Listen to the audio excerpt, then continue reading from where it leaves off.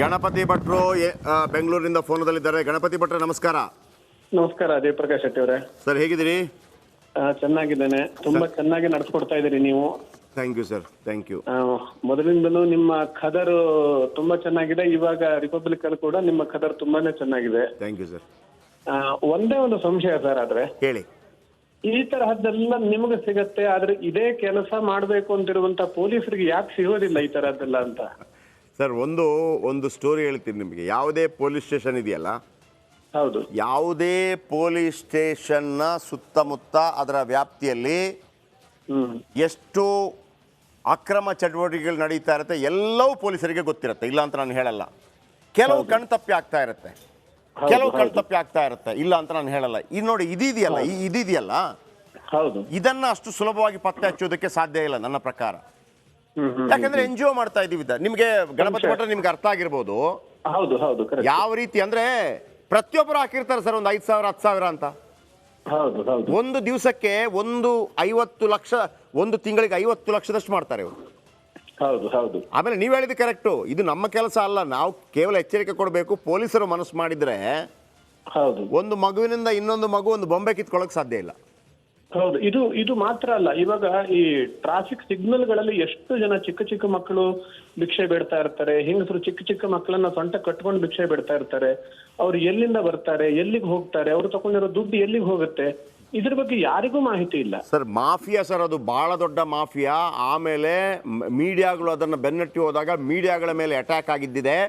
ಈ ಈ ಈ ಈ ಹುಳು, ಕೆಟ್ಟ ಹುಳು ರಾಜಕಾರಣಿಗಳಿದಾರಲ್ಲ, ಹೌದು ಹೌದು, ಕೆಟ್ಟ ಹುಳು ರಾಜಕಾರಣಿಗಳಿದಾರಲ್ಲ, ಇವರು ಜಾತಿ ಸಮಾವೇಶ ಮಾಡ್ಕೊಂಡು ಮತ್ತೊಂದು ಮಾಡ್ಕೊಂಡಿದ್ದಾರೆ. ಬಿಟ್ರೆ ಇವರಿಂದ ನಾನು ಪಕ್ಷಾತೀತವಾಗಿ ಹೇಳ್ತಾ ಇದ್ದೀನಿ ಸರ್, ಖಂಡಿತ ಇವರಿಗೆ ದೇಶದ ಬಗ್ಗೆ, ಸಮಾಜದ ಬಗ್ಗೆ ಕಳಕಳಿ ಅನ್ನೋದು ಖಂಡಿತವಾಗ್ಲೂ ಇಲ್ಲ, ದುಡ್ಡು ಮಾಡೋದು ಬಿಟ್ರೆ. ಹೌದು, ನೀವು ಹೇಳ್ತಾ ಇರುವಂತದ್ದು ಸತ್ಯ. ತುಂಬಾ ಒಳ್ಳೆ ಕೆಲಸ ಮಾಡ್ತಾ ಇದ್ದಾರೆ ಶೆಟ್ರೆ. ದೇವರು ನಿಮ್ಗೆ ಇನ್ನೂ ಹೆಚ್ಚಿನ ಶಕ್ತಿ ಕೊಡ್ಲಿ. ಥ್ಯಾಂಕ್ ಯು ಭಟ್ರೆ, ಥ್ಯಾಂಕ್ ಯು ಭಟ್ರೆ. ಮಹಾದೇವ್ ಕರೆ ಮಾಡಿದ್ದಾರೆ ಬೀದರ್ನಿಂದ. ಮಹಾದೇವ್ ಸರ್, ಈ ಸ್ಟೋರಿ ನಿಮ್ಗೆ ಅರ್ಥ ಆಯ್ತಾ? ಸರ್ ನಮಸ್ಕಾರ ಸರ್. ನಮಸ್ತೆ ಮಹಾದೇವ್. ಆಯ್ತು ಸರ್, ನಿಮ್ಮ ಕಾರ್ಯಕ್ರಮ ಕಂಟಿನ್ಯೂಸ್ ನೋಡ್ತಿದ್ವಿ ನಾವು. ಹಾಂ ಸರ್. ಇದು ಬೀದರಿಂದ ನಾನು ಮಹಾದೇವ್ ಅಂತ ಮಾತಾಡೋದು. ಹೇಳಿ ಸರ್, ಹೇಳಿ ಸರ್. ಸರ್, ನನಗೆ ಹೋದ ತಿಂಗಳು 20ನೇ ತಾರೀಕು, ನವೆಂಬರ್ 20ನೇ ತಾರೀಕು ಹಾಂ, ಈ ತರದ್ದು ಕರೆ ಬಂದಿತ್ತು ಸರ್. ನನಗೆ ಬಂದಿತ್ತಲ್ವಾ? 20ನೇ ತಾರೀಕು ನನ್ನ ಹುಟ್ಟುಹಬ್ಬದ ದಿನ ಈ ತರ ಕರೆ ಬಂದಿತ್ತು ನೀವು ಹೇಳಿದಾಗೆ.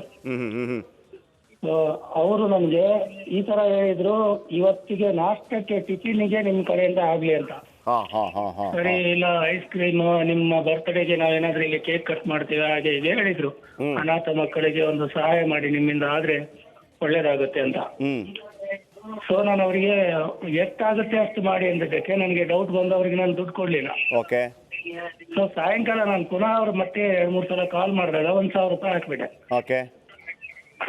ನನ್ನ ಕಡೆಯಿಂದ ಇರ್ಲಿ, ಒಂದು ದೇಣಿಗೆ ಅಂತ ಇರುತ್ತೆ ಅಂತ. ಹೌದು. ಸೊ ಅವರು ಪ್ರತಿ ತಿಂಗಳಲ್ಲಿ 2-3 ಸಲ ಕಾಲ್ ಮಾಡಕ್ ಶುರು ಮಾಡಿದ್ರು. ಮಕ್ಕಳಿಗೆ, ಅನಾಥ ಮಕ್ಕಳು ಕಣ್ ಕಾಣಿಸಲ್ಲ. ಸೊ ಒಂಥರ ಬ್ಲ್ಯಾಕ್ ಮೇಲ್ ತರ, ಈ ಮಕ್ಕಳಿಗೆ ಏನೂ ಇಲ್ಲ ಸರ್, ಇವತ್ತು ಊಟಕ್ಕೆ ದುಡ್ಡಿಲ್ಲ, ನಿಮ್ ಕಡೆಯಿಂದ ಆಗ್ಲಿ ಅಂತ. ಅವ್ರ ಮಾತು ಕೇಳಿದ್ರೆ ಪ್ರತಿ ಸಲ 5,000 10,000 ಹಾಕ್ಬೇಕು ಅಂತ ಮಟ್ಟಿಗೆ ಅವ್ರು ಮಾಡ್ತಾರೆ. ಹೌದು ಸರ್, ಅದುವೇ ಬಹಳ ದೊಡ್ಡ. ಈಗ ಇದರ ಬಗ್ಗೆ ಒಂದು ಟಾಸ್ಕ್ ಫೋರ್ಸ್ ಮಾಡಿ, ಈಗ ನರೇಂದ್ರ ಮೋದಿ ಅವರು ಅನೇಕ NGOಗಳನ್ನು ಮುಚ್ಚಿಸಿದ್ರು. ಅನೇಕ NGOಗಳು ಮುಚ್ಚಲ್ಪಟ್ಟಿದೆ. ಕೆಲವರೆಲ್ಲ ಬೊಬ್ಬೆ ಹೊಡೆದ್ರು, ಇಲ್ಲ ಅಂತಲ್ಲ, ಕೆಲವರು ಬೊಬ್ಬೆ ಹೊಡೆದ್ರು.